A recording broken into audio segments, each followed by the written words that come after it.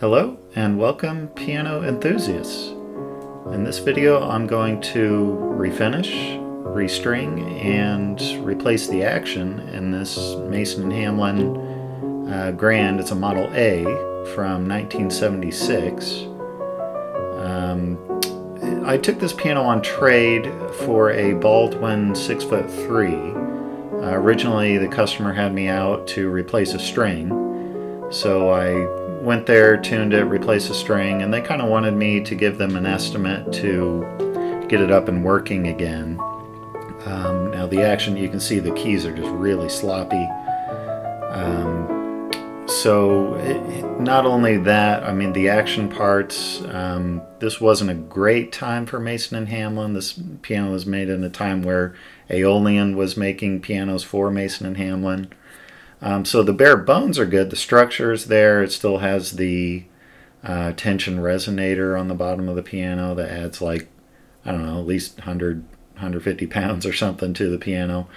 But the soundboard, the bridges, the pen block are all in great shape, but just all the moving parts weren't really made as well as they should have been.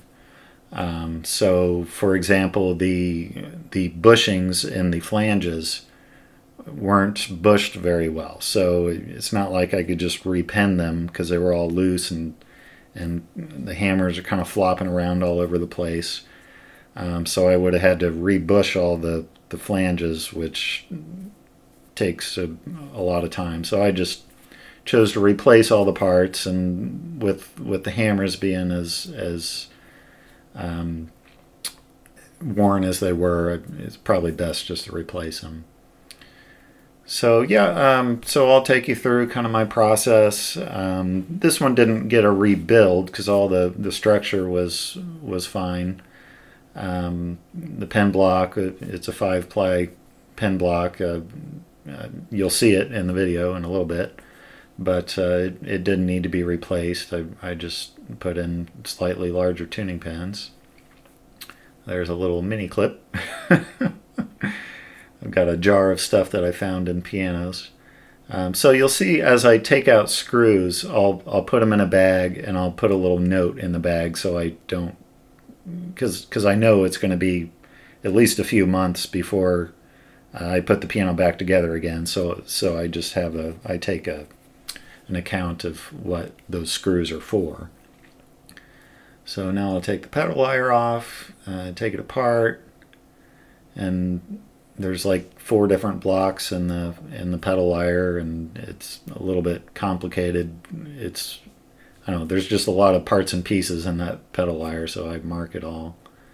Now I'm getting the stringing scale for this piano. Model A, there's a few different stringing scales, so I'm making sure I have the right scale before I take all the strings off and throw them away. This is something that I do with my tuning hammer and my big 3-pound hammer. I'll wrap it in tennis racket overgrip. It's real tacky, and it's cushy, and it absorbs sweat, and if I drop it, I don't nick the finish on the plate. But I switched to using this ratchet anyway, but I use that tuning hammer a lot for all my stringing.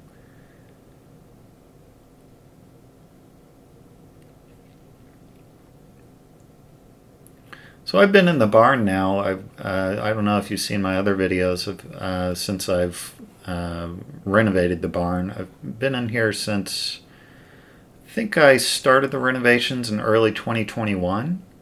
So yeah, just right at 3 years now.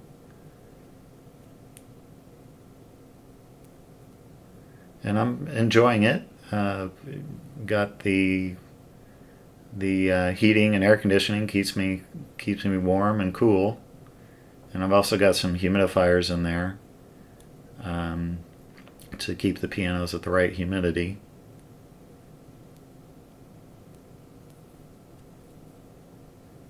Now here I'm going to mark where those half round rear duplex pieces are, so I know where they are when I go to string the piano. You can see those little dots there. So those dots will be covered up when I put the half rounds back on. See, pretty dusty in there. I'll clean all that out. And really the only reason why I removed the plate was to paint it. They really didn't do a good job smoothing the plate, and I don't do it either. I just kind of scuffed it up and painted over it, just to give it kind of a shine, make it look good. But it's not like like a real smooth plate. So that's what other Aeolian pianos look like. I've got a Kanabi, I think it's a 6.4. The plate looks even worse than that. So this is called the floating pin block. So the pin block isn't screwed into the piano at all. It's just screwed into the plate. So there's no reason to detach it. And the screws, sometimes I will polish the screw, the big lag screws that screw in the plate into the piano. But these are just painted over, so I'll just paint them over. So it'll all be the same color.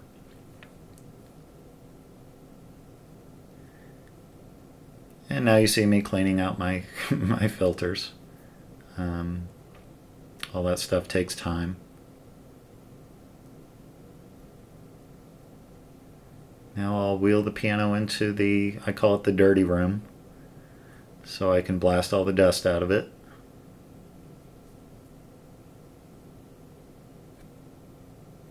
Kick the fans on.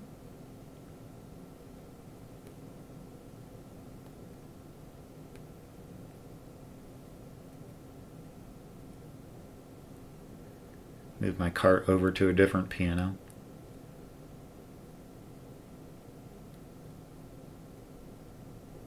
And there's the rack. So all the parts that I try to keep all the parts to one piano on one rack. So that was the disassembly. Now I'll move to the action. And I need to replace the key tops because you saw them, they're pretty yellow, but they've also got kind of deep gouges in the key tops. I'll kind of zoom in on that a little bit. You might be able to pick up on those gouges. If you wear rings, a lot of times the rings can kind of gouge into the plastic.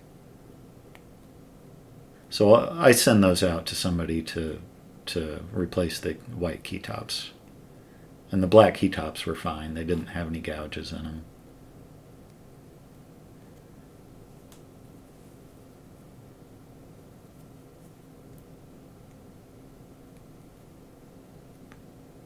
So I'll mix the bronzing powder into the lacquer and spray a couple coats on there. You can see my not a very good spray technique right there. And to strip this piano, I was really tired of paying $68 for a gallon of stripper at Menards or Lowe's. So I had one of these infrared strippers, and it really didn't save me any time, but it's so much cleaner. And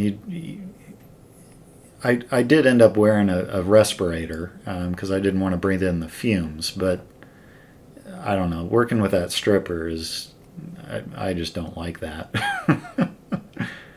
I mean, I thought this would save me time, but it didn't. And I wouldn't recommend doing this if you plan to refinish and keep the wood color, because I'm just going to spray it black. Um, I didn't end up charring the wood, which I thought I would in places, but that's that infrared. It heats it up to just enough to melt the finish, but it doesn't burn the wood.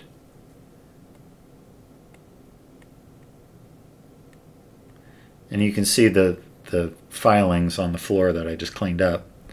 You, you do have to let those dry before vacuuming those up because you don't want it catching all the dust in your vacuum on fire because it will kind of smoke. I've got that spray bottle of water there just sitting just in case. And the fire extinguisher's on the wall.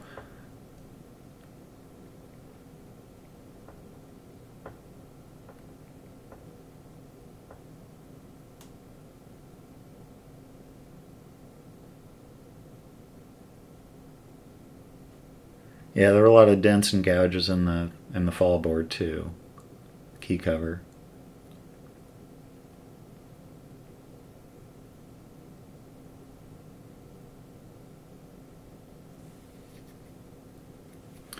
And eventually I get tired of doing this and I just go back to the sander. And I think the sander is actually faster. So, I don't know, six of one, half a dozen of the other. With the sander, you go through more sandpaper and I don't know, it's kind of tiring on your hand to hold that for hours. Most of this is sped up by like 100 times or 300 or 400 times. So if you see me holding it for 3 seconds in the video, it's probably like 4 hours.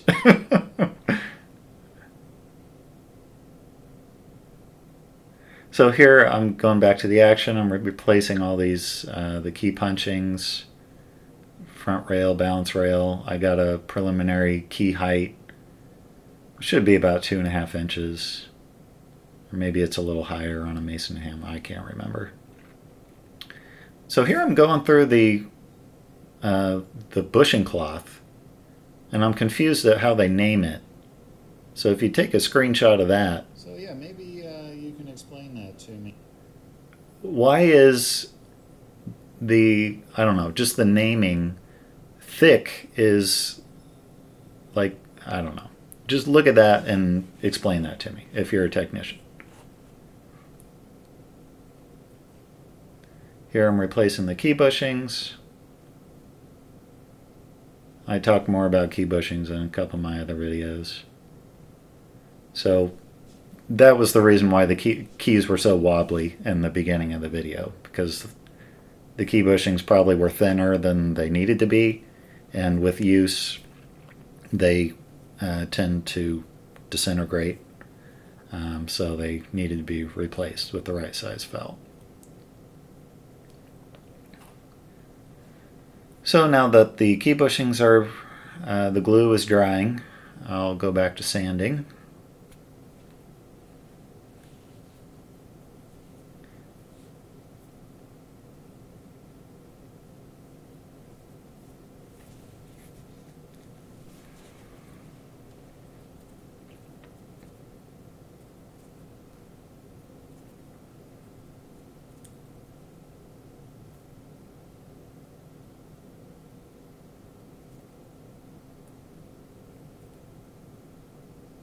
If it's a nice day, I'll kick on the fans and just let the air come in. If it's like super cold out, I'll kick on my little jet air filter on top of the fridge there.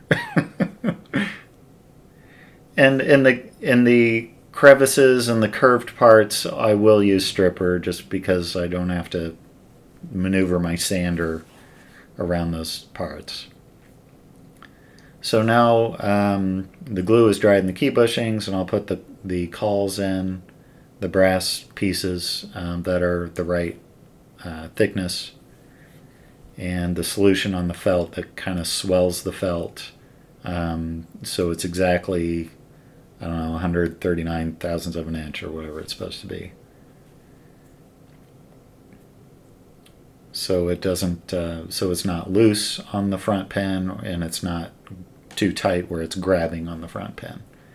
And there I put some filler in those gouges in the key cover and sanded that level again.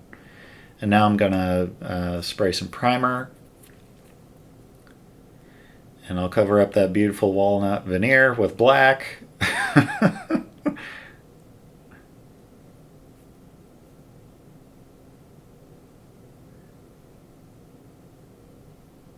Yeah, it's I don't know what I can say. There's just not as many people wanting a walnut piano anymore. Everybody wants a black. Not everybody. Most people, if they want a wood colored piano, they want it to be mahogany or like a dark cherry.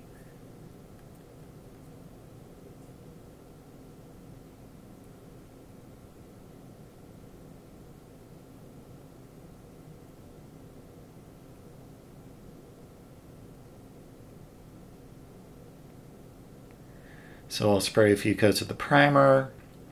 I don't know why, I don't think I got any footage of me sanding the primer.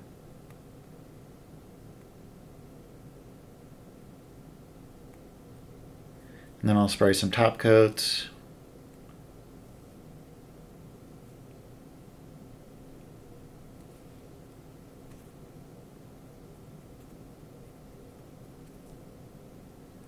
And while that's drying, I'll do the lettering on the plate. This is after I've painted it.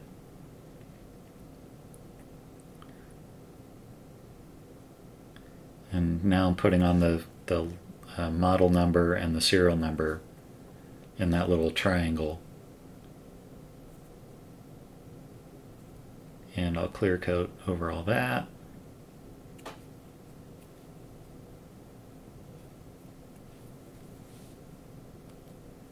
And yeah, I just do a series of top coats. I'll do like I'll do a round. So it takes me about 45 minutes to spray one coat on all the pieces and the body of the piano. So by that time, it's tacky enough that I can spray a second coat. And then I don't like to do more than a couple coats a day, so I usually start at about 2:30 and then do a couple coats and then go and take a shower, and then I'm done for the day. And then the shop can smell throughout the night, and the smell can dissipate. So I'm not working in the fumes on like the action. So I try to do my spraying at the end of the day, and the humidity is usually a little bit lower toward the afternoon. So you can see by how many different shirts I'm wearing, how many days, how many rounds of spraying I did. Okay, so now it's like 2 months later, and so I've let it all dry and let the finish cure as much as it's probably going to.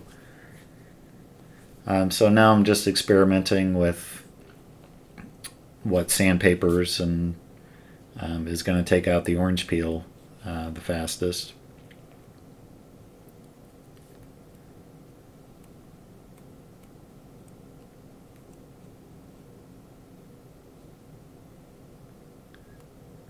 And I'll put the plate back in.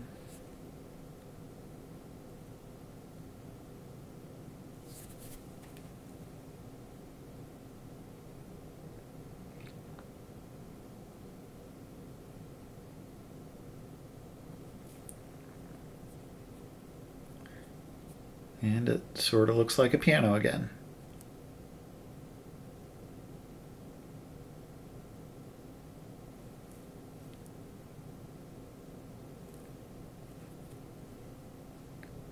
And I did my best to source all these maroon felts because I didn't want to put red felts in it, because then it would just be so obvious that it was refurbished. Because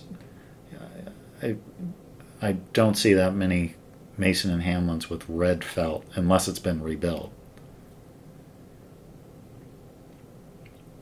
So I'm just going to polish up the brass.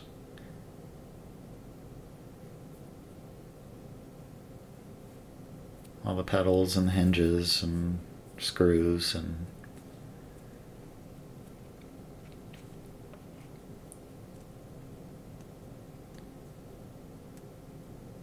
And this little grinder really isn't made for that.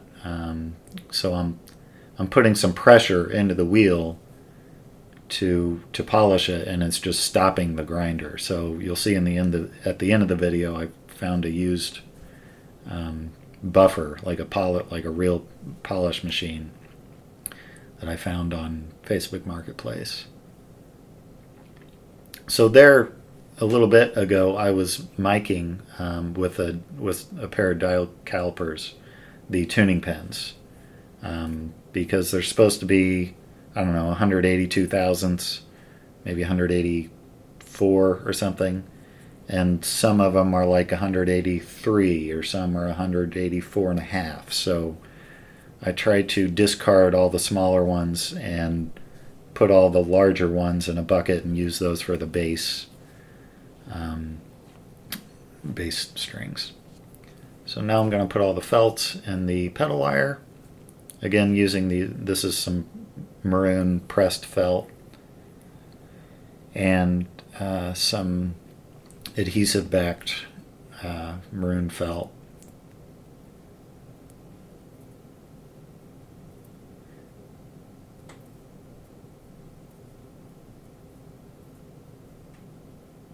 And it'll probably look better than what was on there originally.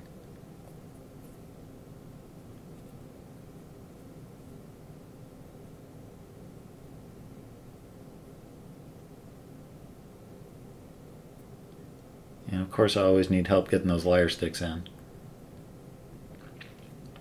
So these are these half rounds. I thought I was going to be able to polish these up, but they were actually brass, but like nickel coated. So I had to polish them by hand because I didn't want to go through the nickel coating.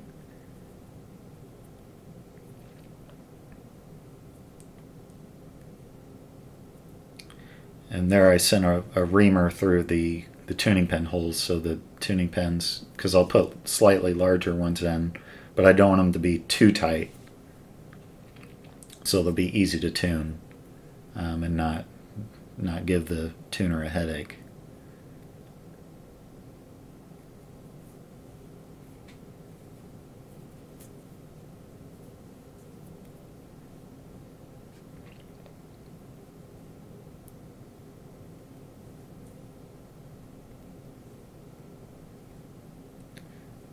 So I'm glad I marked where those should go, because then otherwise I'd be guessing. And this piano took me a little bit longer because of all the hitch pin loops I had to make. Like every note from here on down had a hitch pin loop that I had to make. And, I would make one and say, that doesn't look really good, so cut it off, make another one. So, okay, that looks pretty good, and put that one on.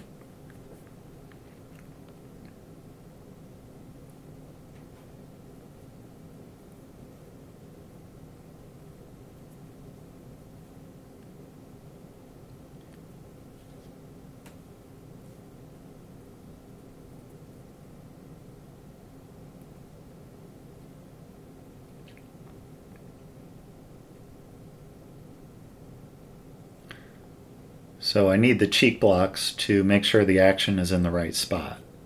So if you remember at the beginning of the video, I showed you a picture of the side of the cheek blocks where where those brass pieces are and where those wooden spacers are. So I just kind of want to get a good idea of where the action was.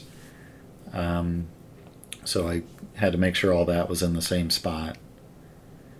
So now I'm on the phone with W&G, which is the maker of this, the action parts. And they're telling me how to get the correct strike point, so the hammers bore at the correct distance on the shank.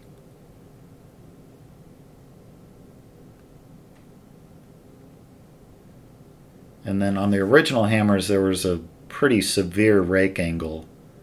So like the angle that the hammer was bored onto the shank.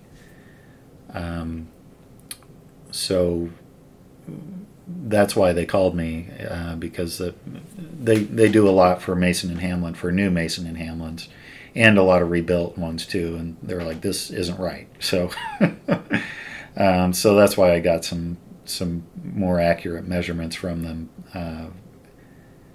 because the parts on there, I don't know, this Aeolian parts, and so I would rather make it better than what it was than just do everything the same. So now I'm going to take the old damper felts off. And sometimes they just, if you put some wallpaper remover or just some Dawn dish soap and some hot water, the glue will soften right up. That wasn't so much the case on this, so I just went ahead and sanded. I tried it on half of the dampers, and about halfway through I decided, okay, I'm just going to set up the sander and sand them off.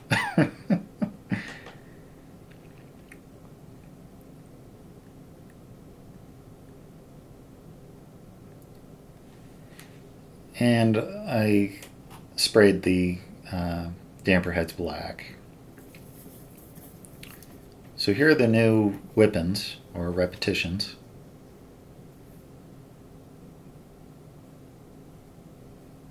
So I've got to fit those. Most of the time, you have to make a little bit of clearance in this rail. So I'll take this rail off and just cut a little groove with the sander. Wasn't enough, need a little bit more. And I'll put it back on. And I'll just kind of shine up the heads of the screws. Put those in there.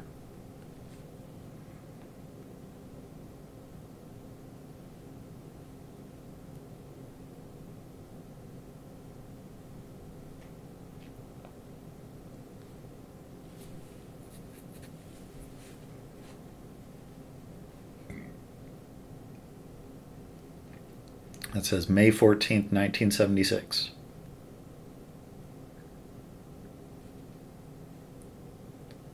Now I'll shine up all the hammer flange screws. 88 of those.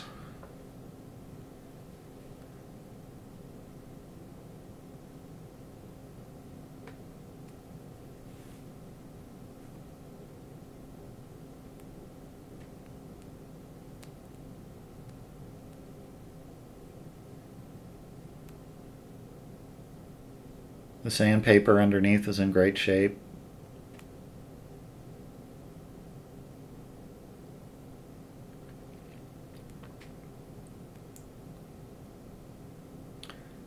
Now I'm traveling the hammers, or the shanks, traveling the shanks, I guess.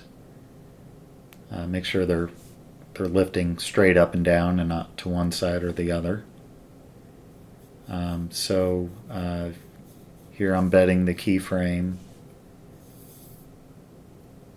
so there's no knocks in the keyframe. It should have a solid foundation for the keys to sit on. So I'll slide the paper under there, screw the glide bolt down until the paper just catches, and then take the paper out and continue screwing the glide bolt down just until the knock goes away.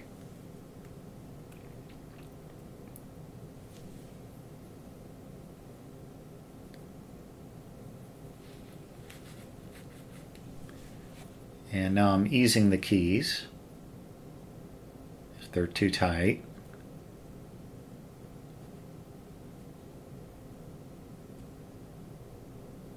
And put the lead weights on the back of the keys in preparation to level the keys and square and space.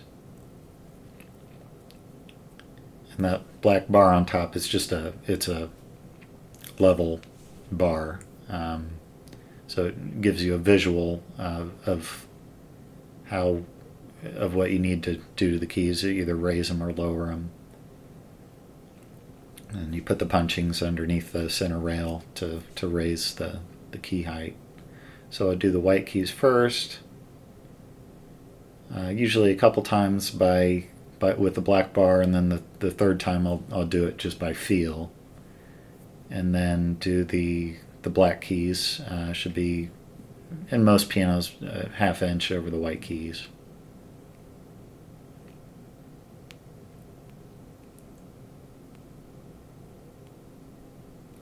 Now I'll set the key dip, so how far the key travels down.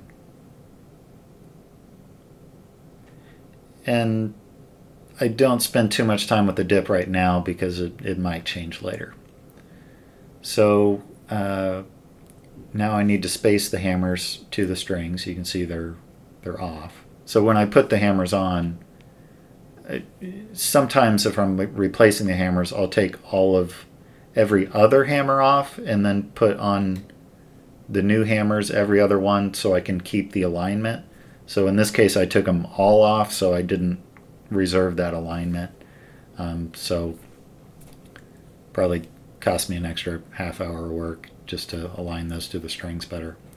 And the tails of the hammers were catching, the new Whippins have a receptor for if I wanted to put on individual hammer rest cushions, which I didn't opt for in this case because I had the hammer rest rail, that long piece of red felt in the picture there. So the hammer tails were just barely catching on those, the back of the Whippin, so I just sanded those a little bit. So now I'm going to align the repetitions to the knuckle. And from what I've been told, you don't want to use too much paper and really tighten it down because you could actually break those plastic pieces. Well, I don't know if they're plastic, some kind of composite. The shanks are the only thing that's actually carbon fiber composite. And a lot of technicians will give you flack over, they're too stiff, but they are designed to deflect. The older ones weren't, but these deflect as much as a wooden hammer shank. And they do it much more accurately than a wooden shank would deflect. Meaning, in a set of wooden hammer shanks, they'll deflect anywhere between X amount and X amount, and that variance is pretty wide. And with the carbon fiber shanks, they do deflect, but the variance is very similar from shank to shank.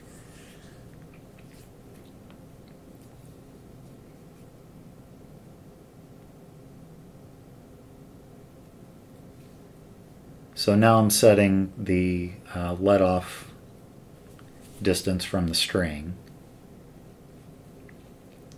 And I'll go ahead and just do a preliminary blow distance hammer line. Straighten all those up.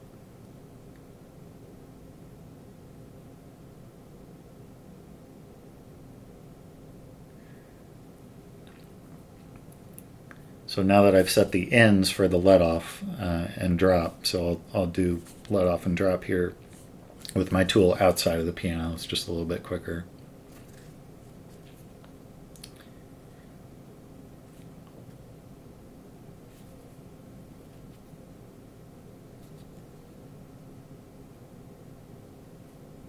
So the little yellow screwdriver I'm using, that's for drop. How much the hammer drops after let off. So now I'm aligning the back checks left and right to the new hammers, and forward and back.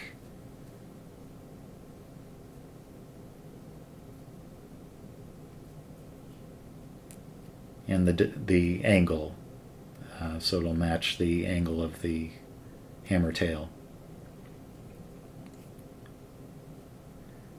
And now I'm adjusting the back checks.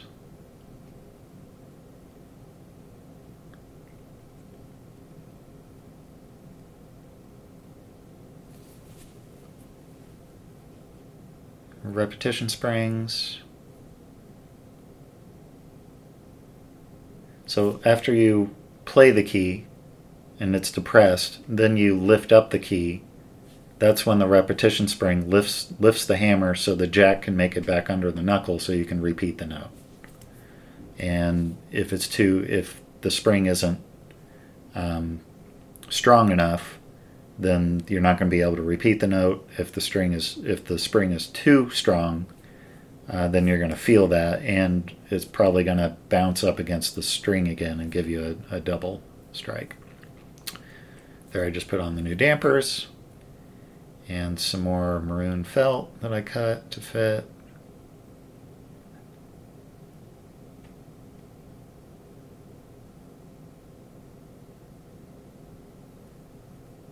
I'm setting the damper timing.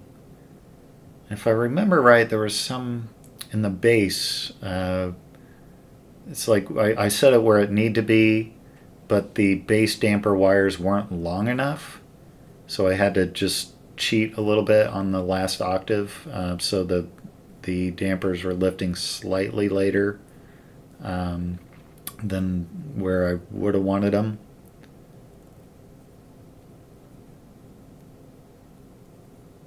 Just to get it to work.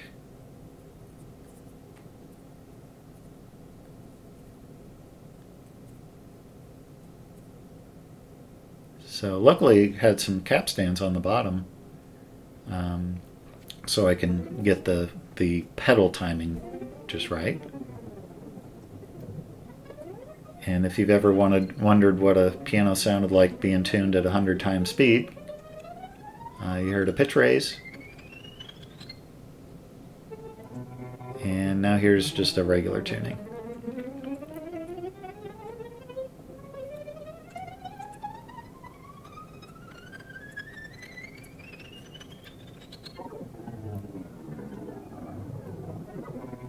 And of course I'll have to tune the piano like 6 more times, so I'm not going for 100%. I'm not going to spend 2 hours tuning it when it's just going to go out of tune again, but you just got to keep pulling the strings up to pitch.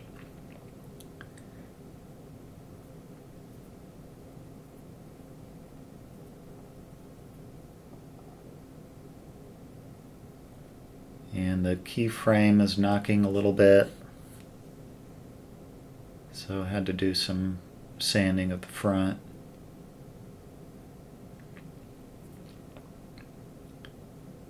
And when you retighten the damper wires, they end up turning the damper head a little bit, so I have to turn those back so the dampers rise up straight. Now that I have the new parts in, they're so much lighter than the old parts. So I took a reading of all the notes, and I should have took a picture of this paper for you. But you want, roughly in the bass like 52 grams of down weight, and in the rest of the piano around 50 grams. Roughly. There was one note that was 21 grams. Most were like 30s. So I had to take a whole bunch of lead weights out. So I had to kind of calculate. So I did a test key there. How much weight does it add if I take out one key lead in that position? So I was able to get a pretty accurate reading from that one key. So I went ahead and did the rest.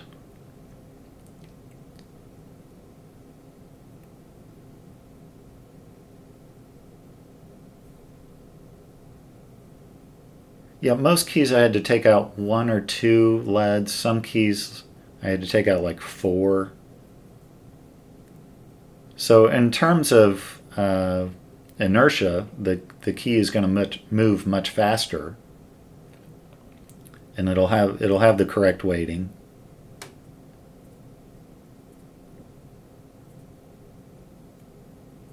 So that just helps repetition. Here I'm repinning a couple of the damper flanges that were loose and causing a click.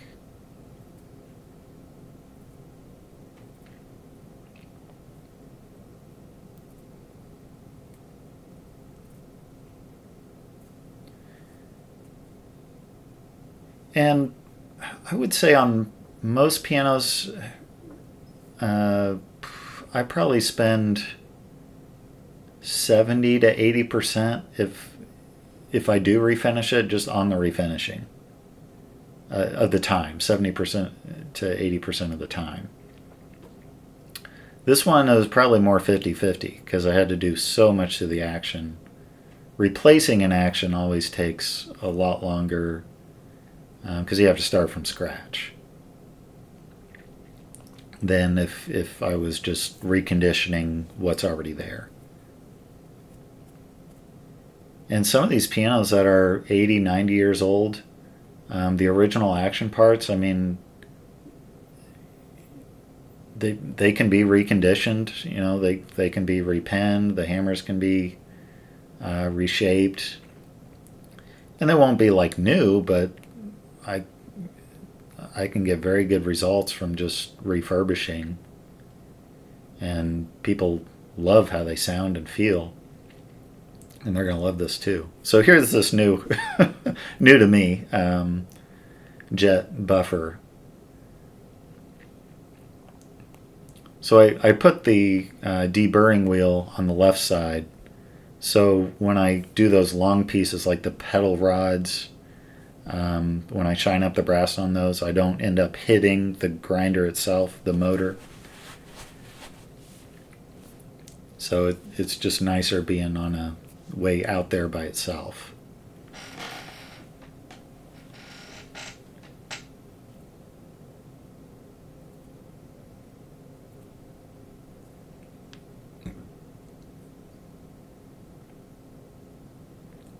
So here I'm just sanding the finish smooth.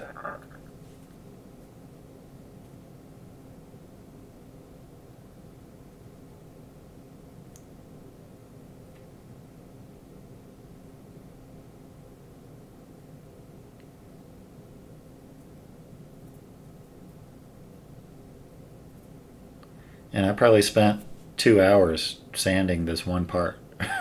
So you really got to love what you're doing. And that looks beautiful. I mean,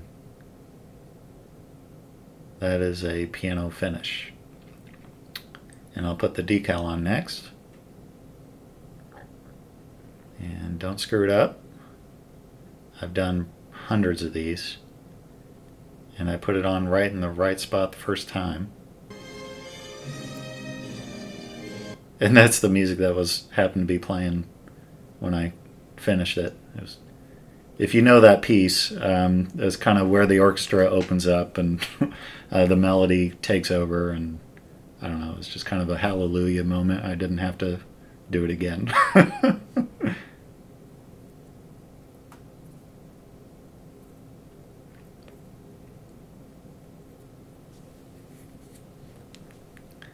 Tried to keep it under 3 seconds so I wouldn't get, uh, I don't know, taken down or whatever for copyright infringement. So here I'm going back and forth on the deburring wheel. That quickly takes uh, the corrosion off the brass, and then I'll go over to the buffing wheel and shine it up.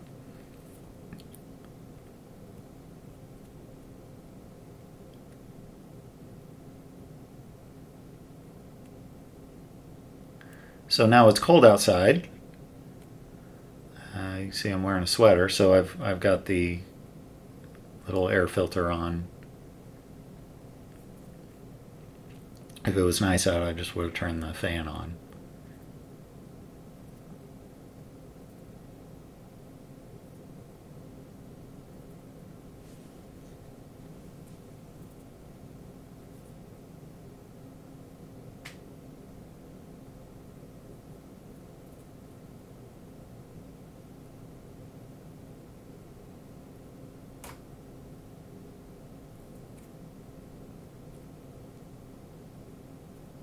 So I dry sand it first, and then when I've got it up to a high enough grit, I'll go over it with that gray pad, which is a synthetic steel wool, and it just kind of evens it out. So after I've deburred all those, or I don't know, shined up all of the small brass screws, I put them in the piece of cardboard, and so I could spray a clear coat over them. Otherwise, the brass is going to tarnish real fast.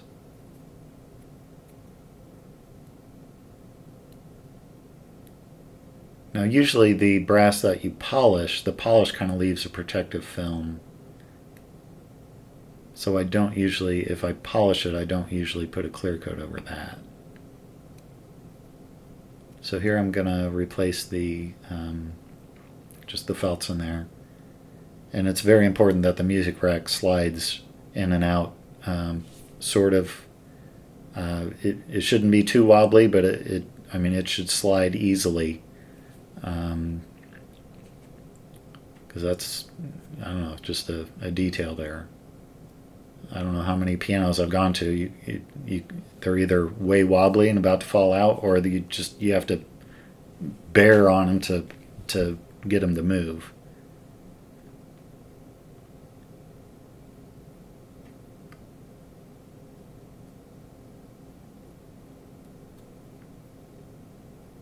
So on the underside of the lid, I used the sander to get out the orange peel first, and then I did it by hand.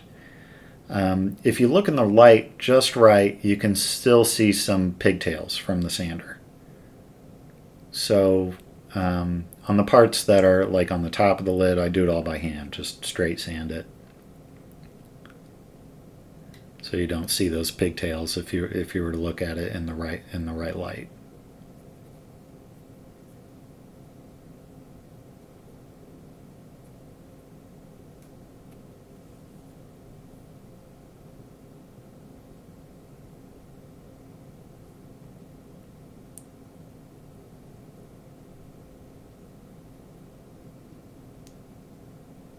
And it's really starting to look like a piano now.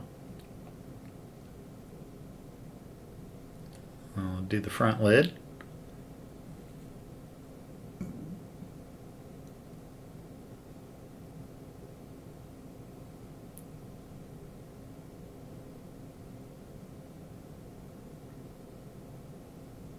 More maroon felt. Shiny brass screws.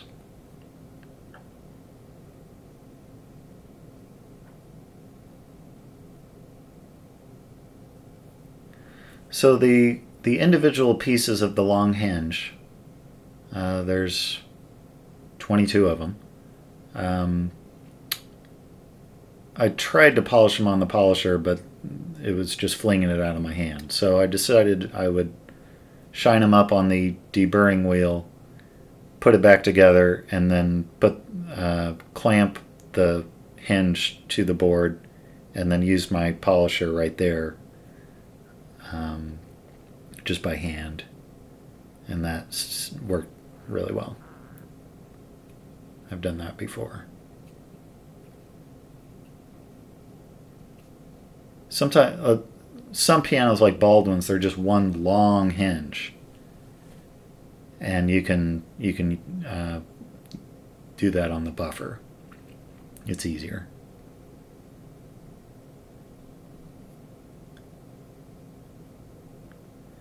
And here I'm trying to figure out what I'm going to do, because this short stick, it's kind of wobbly in there.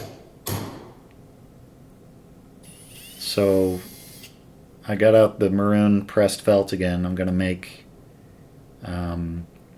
some what would be like balance rail punchings, but just little circles, so it looks nice.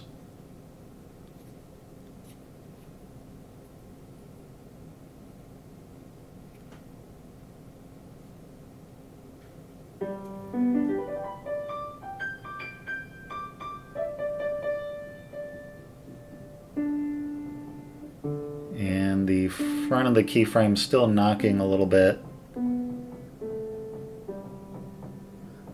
Didn't take care of that the first time.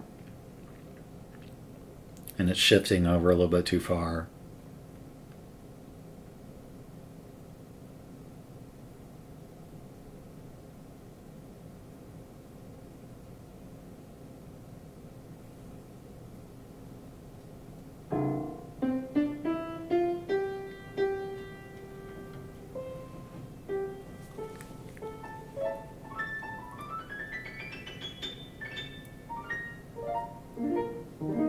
And the action already feels, I mean, it feels great. I love these parts. The hammers. These are the same hammers that they put on a brand new Mason Hamlin A. They're obel. It's natural felt. They're cold pressed, and they're slightly softer than obel's traditional natural felt. So here I'm filling the holes that I created when I drilled out those lead weights. And I kind of got myself in the trouble. The epoxy ate through the adhesive on the tape when I taped up one side, so I learned to pour a couple drops in first and then fill it up the rest of the way. I kind of do it in two consecutive parts. And here I'm doing the soft pedal voicing.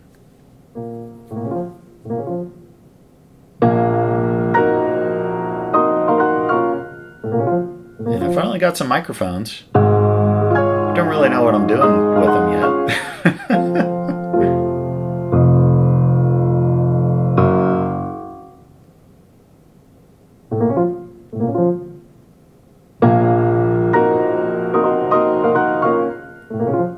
Here's some Chopin.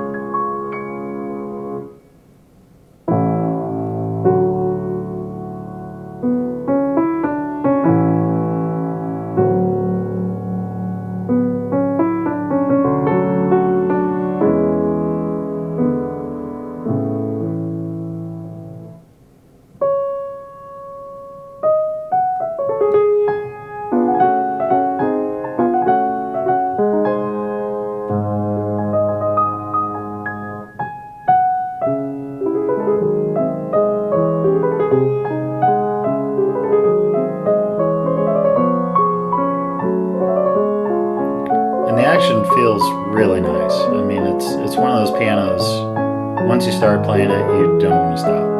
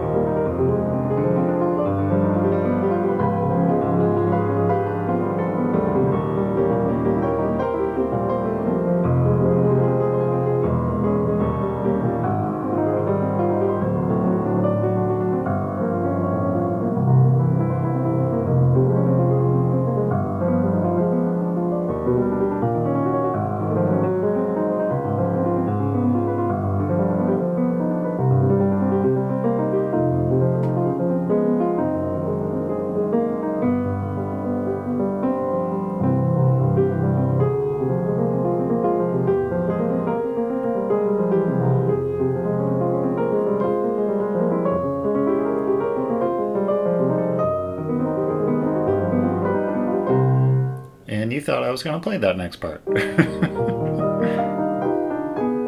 Kind of goes into overdrive there. I can't play that anymore.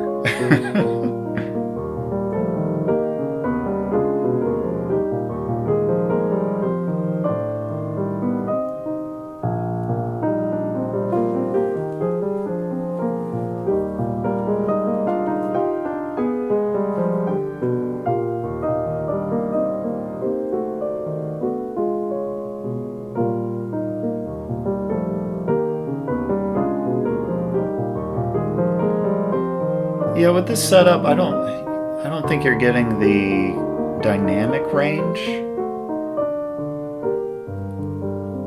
Like if I'm playing really softly, it's all just kind of the same level from what I'm hearing on the audio.